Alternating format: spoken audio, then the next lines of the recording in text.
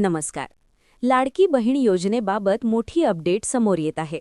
8 मार्च म्हणजेच महिला दिनाच्या निमित्ताने महिलांच्या खात्यात हप्ता जमा होण्याची शक्यता वर्तवली जात आहे.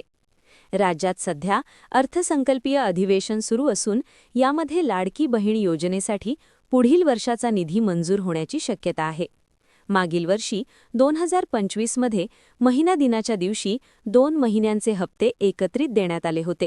त्यामुळे यावर्षीही फेब्रुवारी आणि मार्च महिन्याचे हप्ते एकत्र मिळू शकतात का, याकडे सर्वांचे लक्ष लागले आहे. सध्या हप्ता वितरणाबाबतचा GR येण्याची शक्यता देखील व्यक्त केली जात आहे. तसेच राज्यातील लाखो महिलांनी eKYC अपडेट केले असून त्यांना लवकरच पैसे मिळण्याची प्रक्रिया सुरू आहे. मात्र ज्यांनी अजून eKYC केलेली नाही त्यांनी लवकरात लवकर प्रक्रिया पूर्ण करणे आवश्यक आहे.